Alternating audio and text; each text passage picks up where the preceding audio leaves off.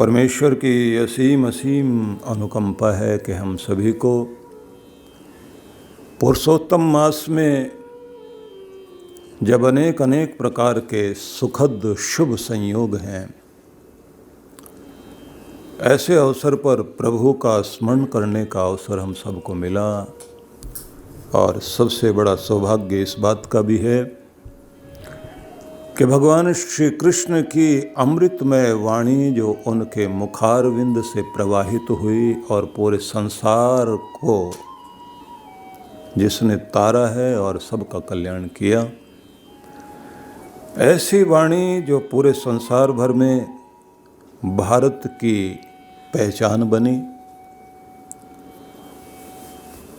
जिसके आधार पर जीवन जीकर मनुष्य अपने जीवन का उत्थान करता है। जीवन के कल्याण के लिए कृष्ण भगवान के अमृतमय बिंदु, जैसे कल हम लोग श्रवण कर रहे थे कि जीवन का उद्धार कैसे हो, तो मुख्य बिंदु ये था कि तुम स्वयं के शत्रु मत बन जाना, खुद के मित्र बनो। और खुद के मित्र बनने का तरीका यही है कि तुम्हें तुम्हारी आदतें न चलाएं। तुम्हारी जिंदगी में तुम्हारी गलत आदतें अगर तुम्हारी बुद्धि को, मन को संचालित करने लगती हैं, तो संकल्प कुछ भी कर लेना, लेकिन जीवन वहीं चलेगा जहां आपकी आदतें हैं, जहां आपका स्वभाव, जैसी हैबिट बन गई। इसलिए कृष्ण भगवान ने कहा कि तुम्हारा मन तुम्हारा मित्र बन जाए, तुम्हारी बुद्धि तुम्हारा मित्र बने, तुम्हारा मस्तिष्क तुम्हारा सहयोगी बन जाए। स्वयं को प्रशिक्षण देना सीख जाओ और हर दिन इस बात का ध्यान रखना कि तुम्हारा पतन तो नहीं हो पा रहा, तुम्हारा मूल्य बढ़ रहा है, तुम्हारी कीमत बढ़ रही है या घट रही है। निखारते रहना, खुद के अंदर सुधार लाते रहना, ये आवश्यक है। भगवान श्री कृष्ण ने ये भी कहा था, जिसने खुद को प्रशिक्षण देकर विजय करने वाला स्वभाव अपना लिया, बस वो विजेता बनकर इस संसार में स्वयं का मित्र बन गया। और अगर हमारा आलस्य जीतता है, हमारी लापरवाही जीतती है, हमारी मनमानी जीतती है और हमारी बेकार की जिद हमारी जिंदगी में जीत जाती है, तो ये ध्यान रख लेना, फिर जिंदगी हारेगी। आपका मनुष्य का तन धारण करना सफल नहीं हो पाएगा। आपका मित्र जैसे कोई आपको अकेले में बैठकर समझाए, आपका गुरु बैठकर जैसे कभी बहुत प्यार से आपको सिखाए और समझाए, जैसे आपकी अंतर आत्मा हृदय से अपने अंदर से ही बोले और कहे कि ये गलत हुआ, तुम्हें ऐसे नहीं, ऐसे चलना चाहिए था। जैसे कभी माँ बहुत प्यार से आपकी आंखें आंसुओं से भीगी हों और तब माँ दुलार करते हुए समझाए कि बेटे तुम ऐसे क्यों हो गए, जाना कहाँ था और कहाँ पहुँच गए। इसी तरह से कृष्ण भगवान हम सबको समझा रहे हैं, लेकिन बात इतनी नहीं है। भगवान श्री कृष्ण ने गीता में आखिर में गीता का फल बताते हुए जब ये कहा कि मैं प्रसन्न होता हूँ उस आदमी से जिस रहस्यात्मक ज्ञान को, इस गीता को श्रवण करे, धारण करे और इस संदेश को जन जन तक पहुँचाए, धर्म में जिसका जीवन हो जाए। तो आप प्रभु की कृपा पाने के लिए एक अवसर मिला है कि घर में बैठे बैठे सुविधा के साथ आप बहुत सारी फिल्में देखते होंगे, मनोरंजन के साधन देखते होंगे,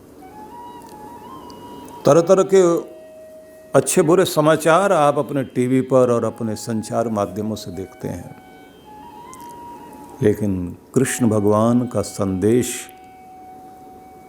जो आपके संचार माध्यम से चलता हुआ और आपके हृदय में उतर आए, और केवल आपके लिए, क्योंकि सत्संग में जब आप इकट्ठे बैठते हैं तो लगता है सबके लिए कहा जा रहा है, लेकिन घर बैठे बैठे आपको ये महसूस होगा कि मुझे नहीं पता सबके लिए है या नहीं है, लेकिन मेरे लिए तो जरूर है, केवल मेरे लिए। ये अवसर है जब मैं खुद को समझाऊं, कुछ सुनाऊं। तो आज भगवान श्री कृष्ण हमें प्रभु मिलन की राह दिखा रहे हैं।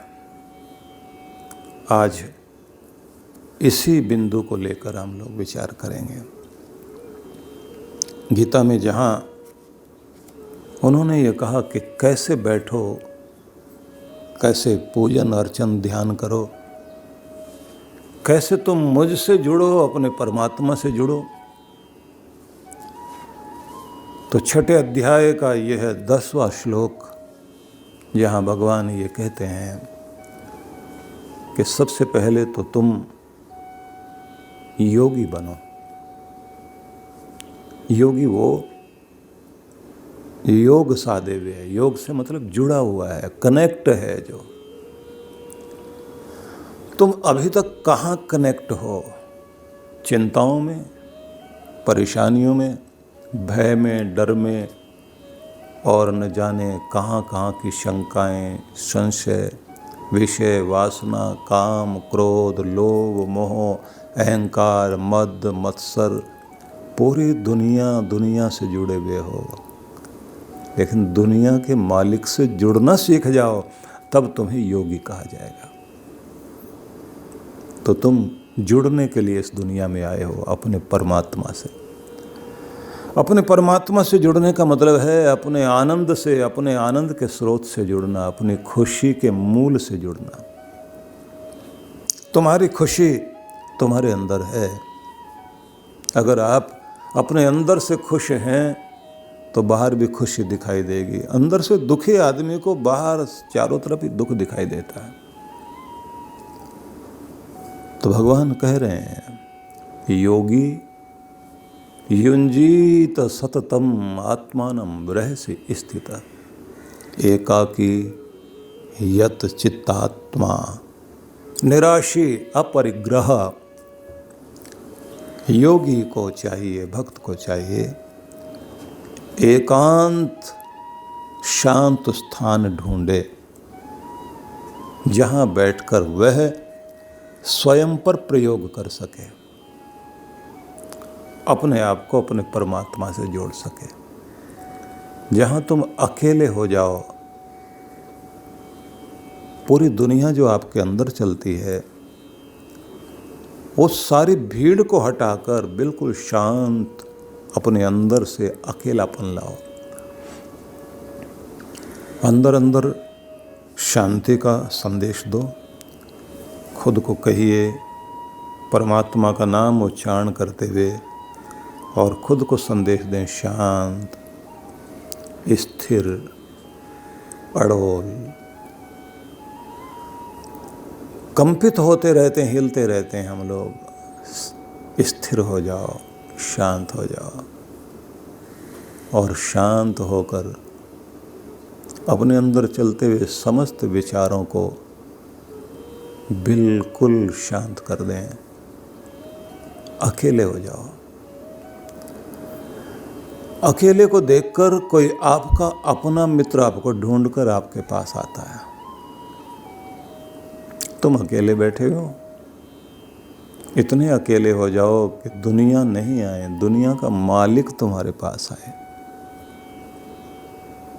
तुम्हारा मित्र बनकर, तुम्हारा सगा बनकर। जहां तुम्हें दुनिया न हिला सके, अपने घर में कोई स्थान ढूंढिए, कोई कोना ऐसा बनाइए, अकेला बैठकर युंजीत सततम आत्मानम। तो पहले तो रहसी स्थित, भगवान श्री कृष्ण ऐसा कह रहे हैं। रहसी मतलब एकांत, स्थित वहां बैठकर। महान पुरुषों ने स्थान खोजे, गुरु गोविंद सिंह जी महाराज के पिछले जन्म का जो उदाहरण आता है कि जब वो योगी के रूप में साधना करने के लिए पहुँचे तो उनका एक 10वीं पातशाही कही जाती है ना कि उनका स्थान हेमकुंट साहिब, जहाँ बैठकर उन्होंने साधना की। और महाराष्ट्र की धरती पर गोदावरी तट पर संत एकनाथ महाराज, आलंदी के संत को याद कीजिए, संत ज्ञानेश्वर को, संत तुकाराम जी महाराज को। और ये तो धरती इतनी अद्भुत है जहाँ सावंता माली, गोरा कुम्हार, ऐसे ऐसे महान संत हुए, ऐसे ध्यानी ज्ञानी लोग। समर्थ गुरु रामदास की धरती है।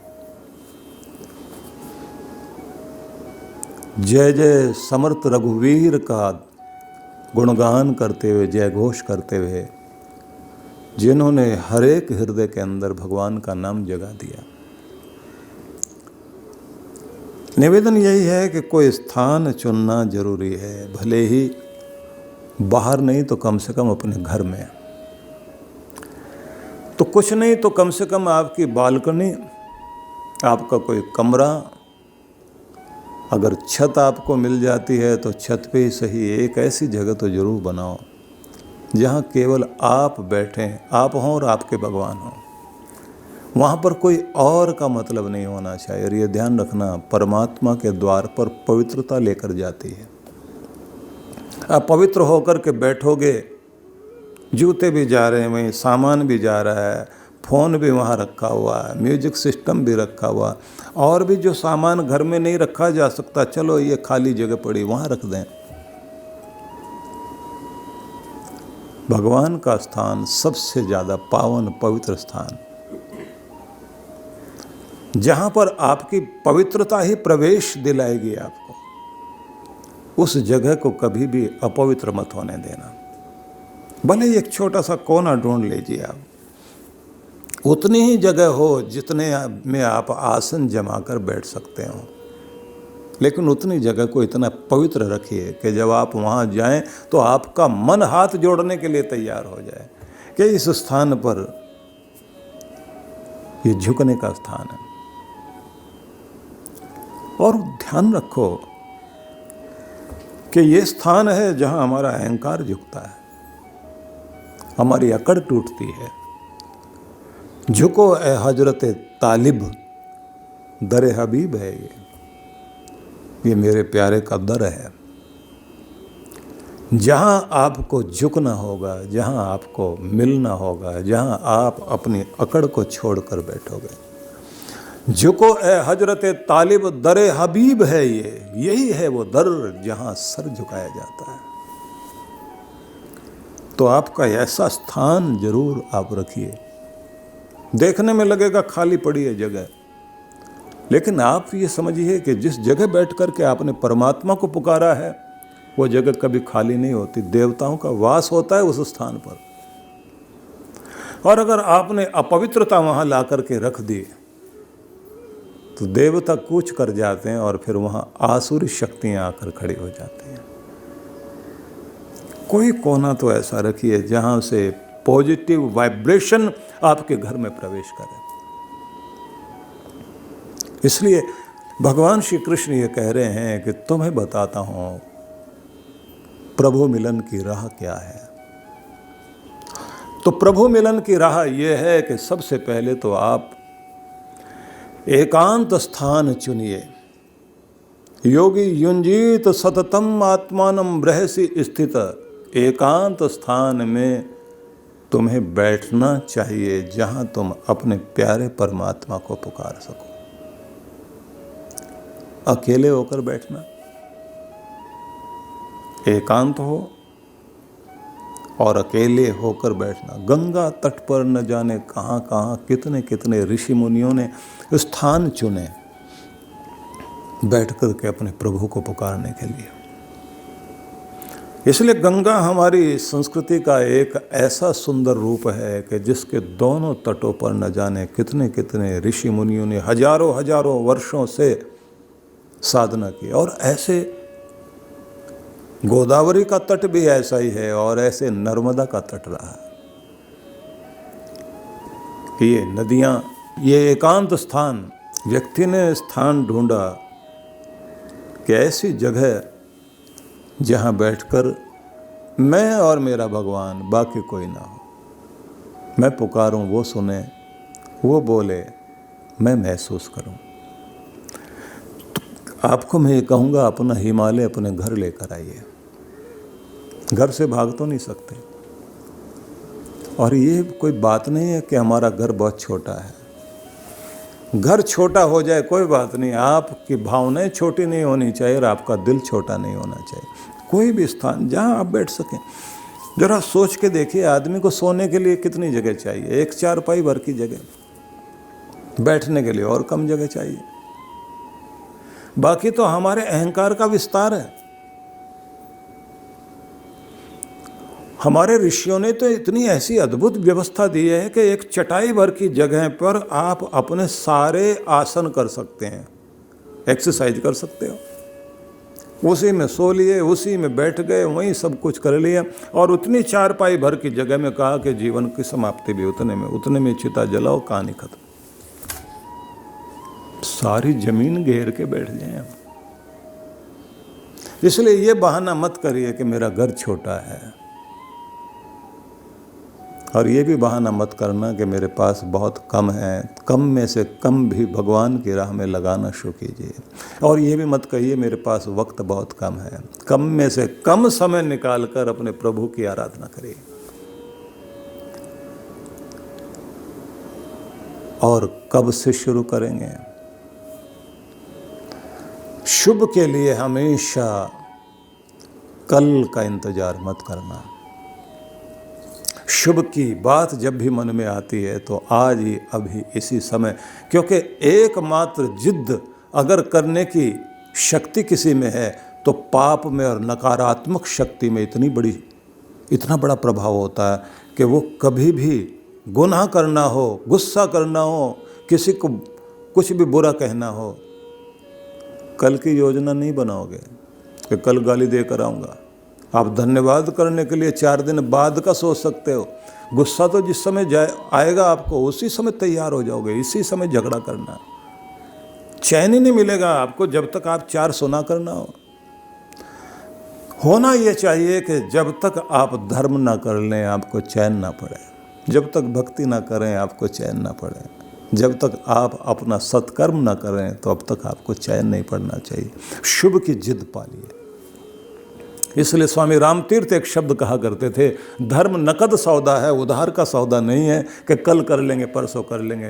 पाप को, बुराई को कल पर रख लेना, लेकिन धर्म को आज पर रखना, अच्छाई को आज पर रखना, उसको टालना नहीं। भगवान ये भी कहते हैं कि एकांत को चुनना और अकेले होकर बैठना, एकाकी, अकेले। परम के शांत स्वर को सुनने के लिए साधक को अकेला होना जरूरी है।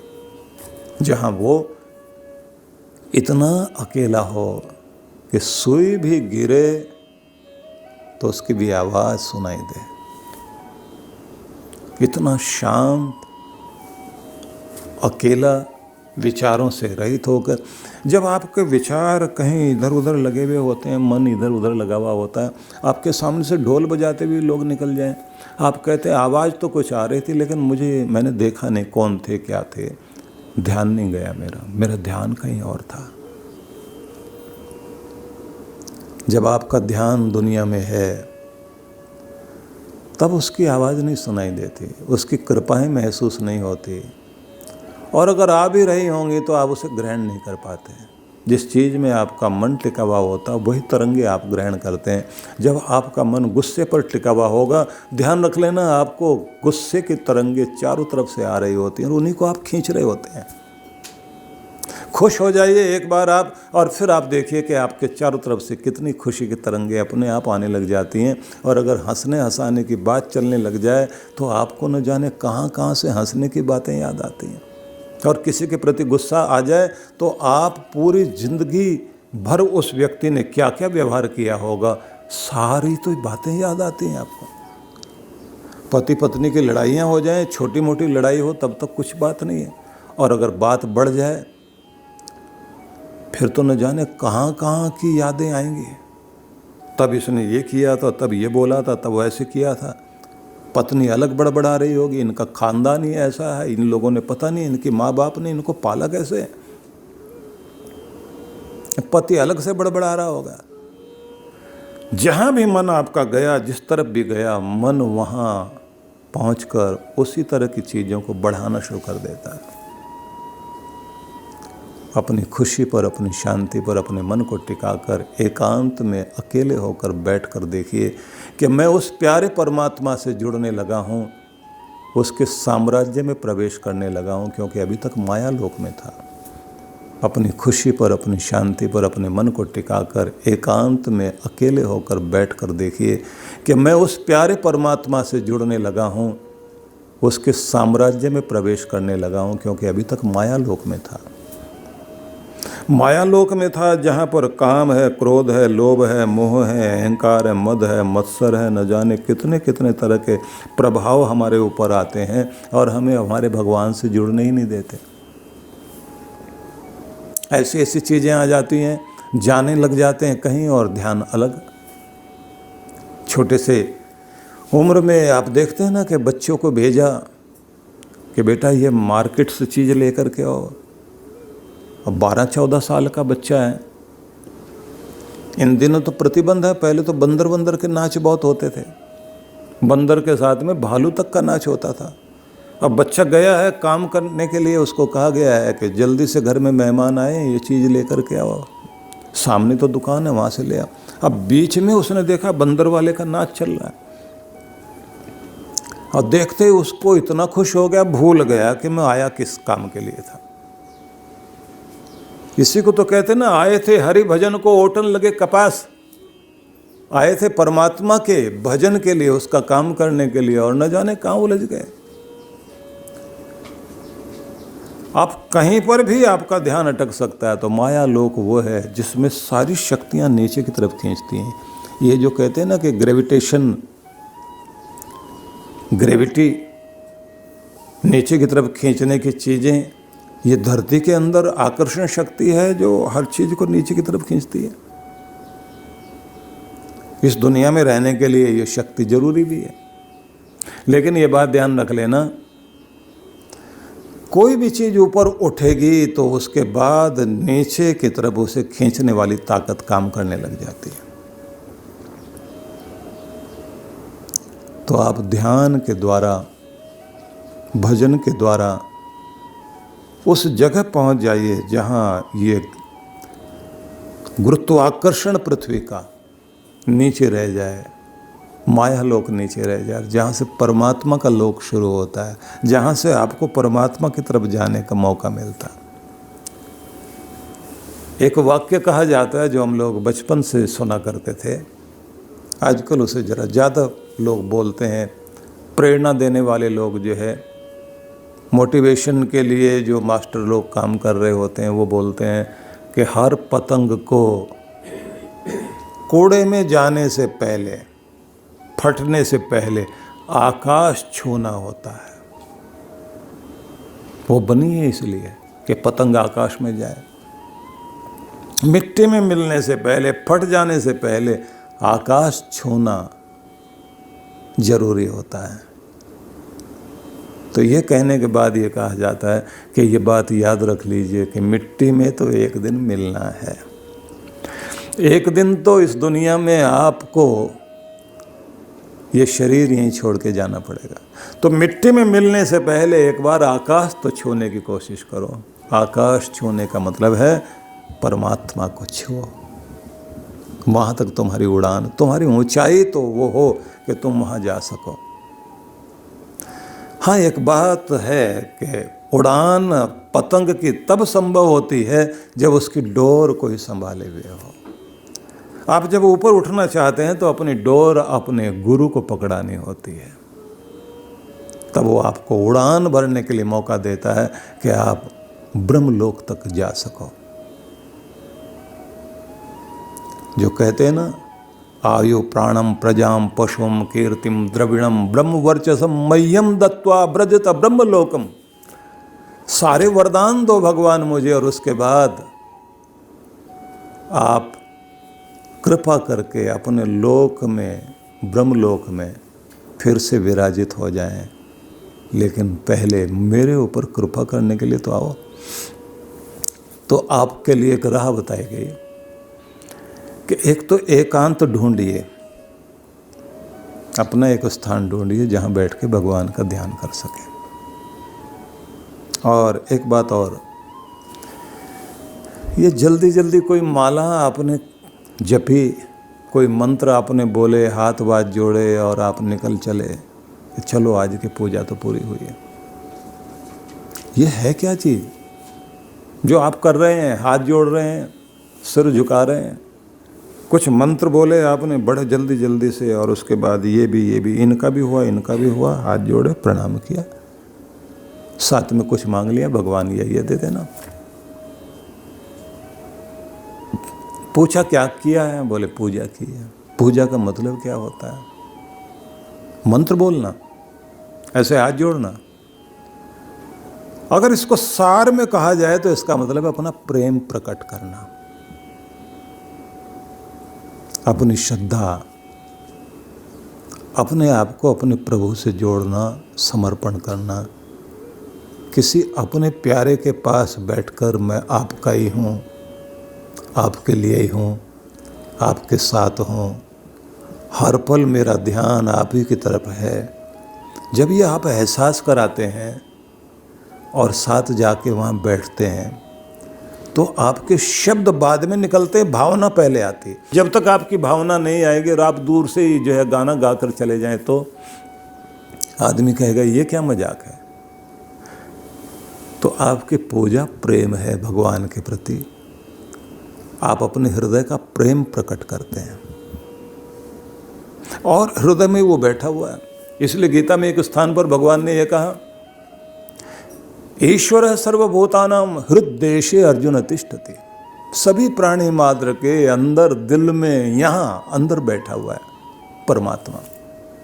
ब्राह्मयन यंत्र रूढ़ानी माया, वो तो जैसे यंत्र पर कोई चीज रख दी जाए और घुमाई जा रहा है ना, ऐसे चला रहा है, बैठा अंदर है क्या वो? कविम पुराणम अनुशासितारम, क्रांतदर्शी है, सारे संसार को अनुशासन में रखने वाला है, सूक्ष्म से भी सूक्ष्म है और बड़े से भी बड़ा है। जो कल्पना में आपकी बड़े से बड़ी चीज आ सकती है, जहाँ तक तुम्हारी कल्पनाएं पहुँच सकती है उससे भी कहीं बड़ा है वो। और जहाँ तुम्हारी कल्पना ये कह सके कि इससे छोटा और क्या हो सकता, उससे भी कहीं सूक्ष्म तुम्हारा परमात्मा है। और कहा पुराणम सनातन शाश्वत है वो। कवि मतलब क्रांतदर्शी, अंतर्यामी है, तुम्हारे हृदय की हर बात को जानता है, सारे संसार का शासक है भगवान। उस परमात्मा का ध्यान करने के लिए बैठिए, भले ही 5 मिनट बैठो, आपका प्रेम प्रकट होना चाहिए। अकेले होकर बैठिए, एकांत में बैठिए, पवित्र स्थान बनाइए और एक शब्द और कहा, सततम आत्मानम। खुद को नित्य, निरंतर, निश्चित अवधि में हर दिन भगवान से जोड़ने की कोशिश करो। दुनिया से खाली होकर, स्नान आदि करने के बाद बिल्कुल शांत होकर प्रभु के गुणगान गाते हुए मन मन में मैं उस दाता परमात्मा का ध्यान करता हूँ, जिसका दिया हुआ सारी दुनिया खाती है। देते हुए के हाथ नहीं दिखाई देते, लेकिन उसका दिया हुआ जरूर दिखाई देता है, जो रक्षक बन करके मेरी पीठ के पीछे भी खड़ा है। जब मैं सो जाता हूँ तब भी जो जागता रहता है, हर पल मेरा ध्यान रखता है, वो मेरा परमात्मा जो मुझे लाख लाख मुसीबतों से, संकटों से बचाता है, मेरे मान की रक्षा करता है, हर पल जो मेरे साथ रहता है, मेरा डॉक्टर बन कर के अंदर से चिकित्सा वही तो करता है। सखा है मेरा वो, पिता है मेरा वो, माँ है वो मेरा सब कुछ है मेरा भगवान। उससे बढ़ कर के और कौन होगा। कितने भी नाम दिए जाएं, सारे नाम उसी के लिए तो हैं। मैं उस प्यारे परमात्मा का ध्यान कर रहा हूँ, ऐसा उसकी पूजा करने के लिए, उसके प्रति अपने प्रेम प्रकट करने के लिए, उसके दर पर अपना धन्यवाद ज्ञापित करने के लिए पहुँचने लगा हूँ। मन मन में भावना बना करके जाओ आप दरवाजे पर, और जब आप आसन पर जा कर के बैठें उस समय इतने गदगद हो जाओ, महसूस होना चाहिए कि आप प्रेम प्रकट करने के लिए परमात्मा के दर पर जाकर बैठे हो।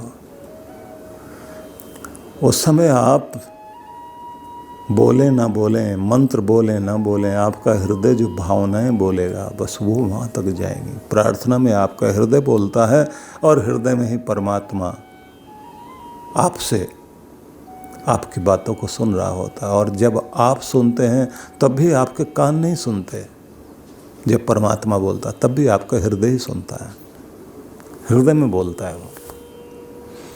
जैसे ही आपका ध्यान टिक जाएगा तो आपको लगेगा कि आपके पूरे शरीर का रोम रोम परमात्मा की ध्वनि को सुनने के लिए तत्पर हो गया, और वहाँ से ध्वनि आ रही है और आप सुन रहे हैं, और अद्भुत होता है वो। सेंट थेरेसा एक महिला थी, जिस महिला ने मन में एक दिन ये भाव लाया कि मैं दुनिया का एक महान सोने चांदी से बना हुआ, हीरे जवाहरात जड़े हुए और सबसे ऊंचा एक भगवान का धर्म स्थल बनाऊंगी।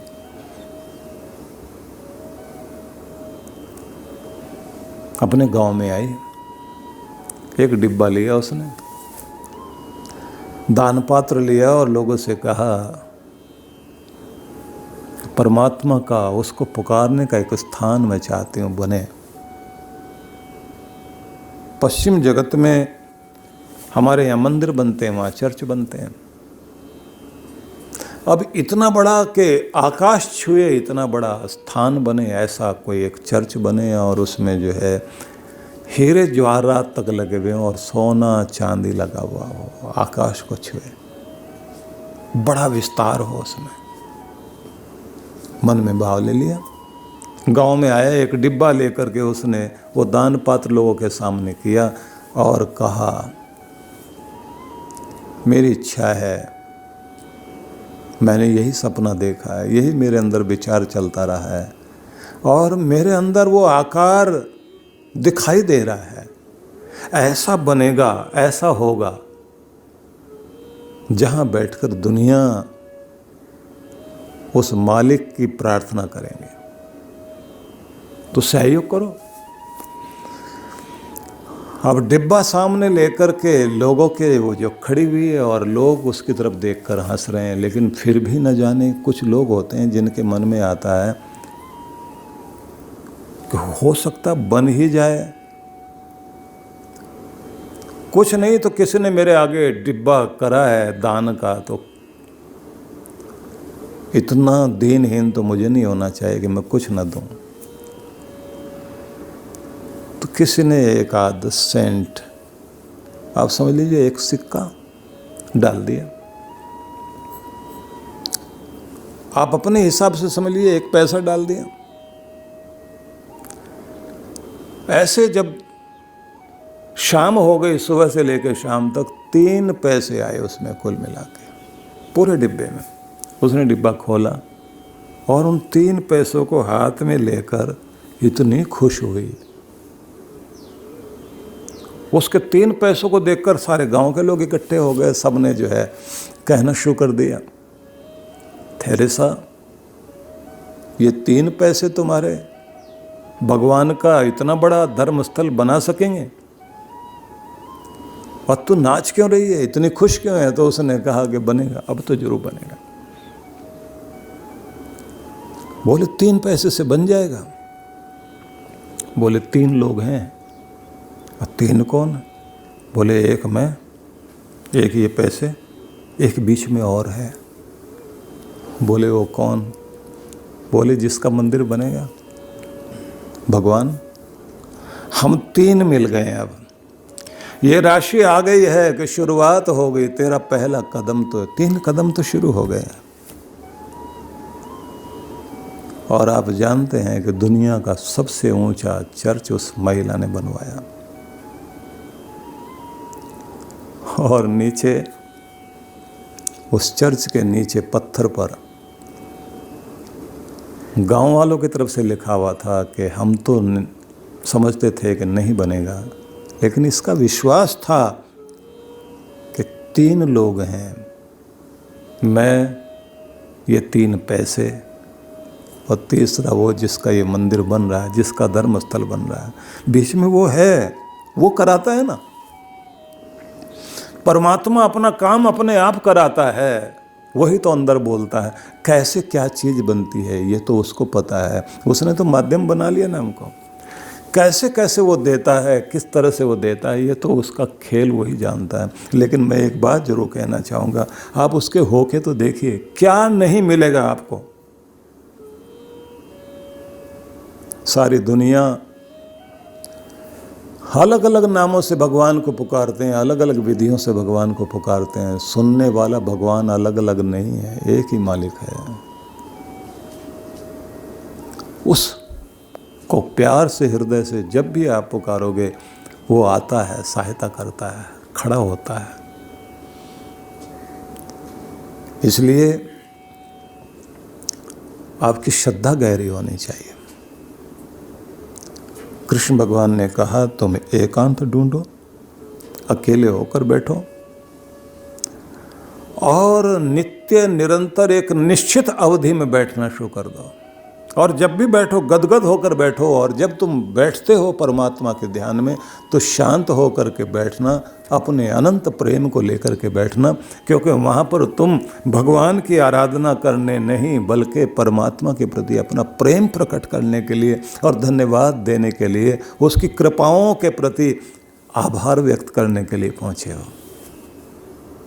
वो 5 मिनट भी हो सकता है, वो 50 मिनट भी हो सकता है, वो 5 घंटे भी हो सकता है।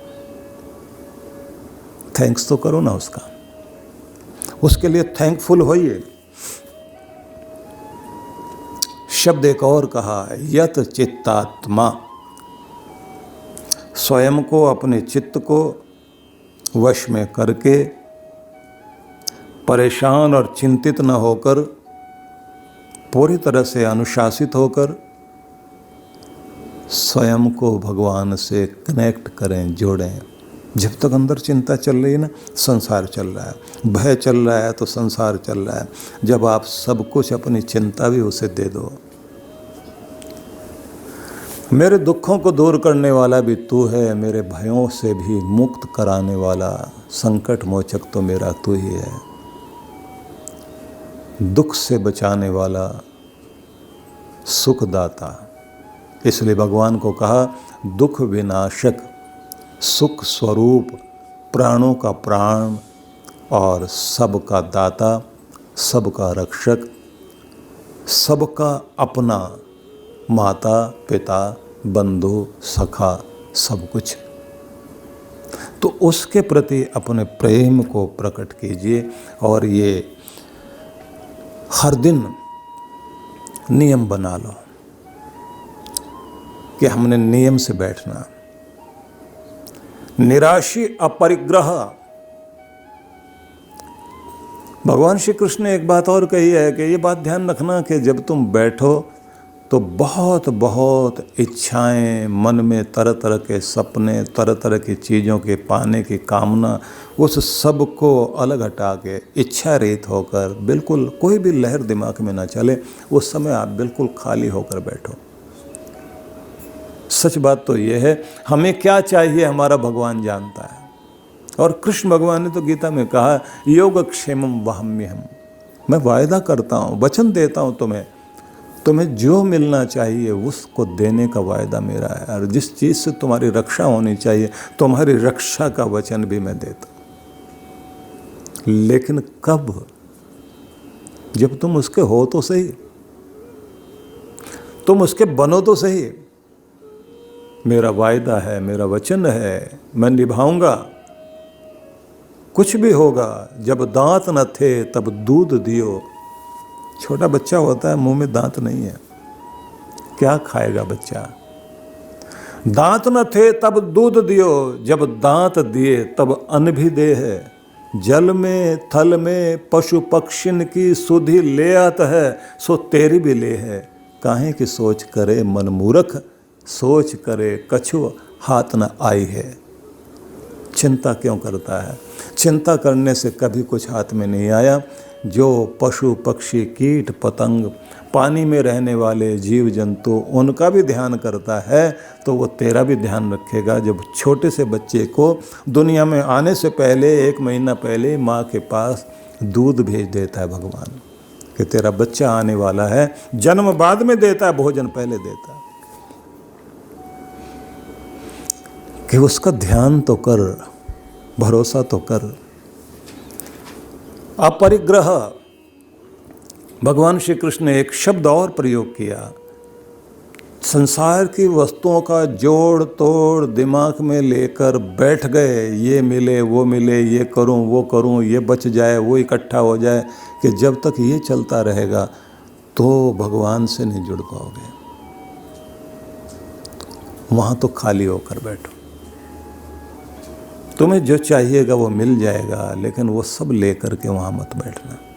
हाँ, एक नियम होता है जो हम लोग ध्यान में सिखाते हैं।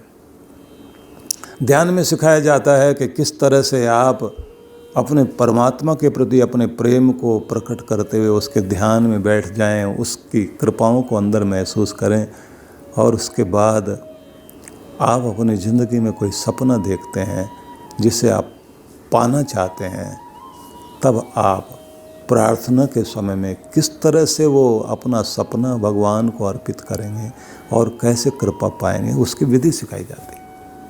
और अगर इसको पूरा सीखना हो तो वरदान विद्या सबको सीखनी चाहिए। ऋषि मुनियों ने वरदान पाए, आप सब भी पा सकते हैं, भक्तों को वरदान मिले। हम वासी उस देश के जहाँ 12 माह विलास, जहाँ हर समय आनंद ही आनंद है, उस देश के रहने वाले हम लोग हैं। हम आए कहाँ से?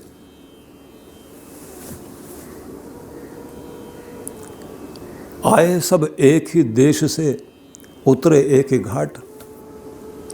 एक ही जगह से तो सब आए, आनंद लोक से, उतरे एक ही घाट। इस दुनिया में आकर के उतरे हैं।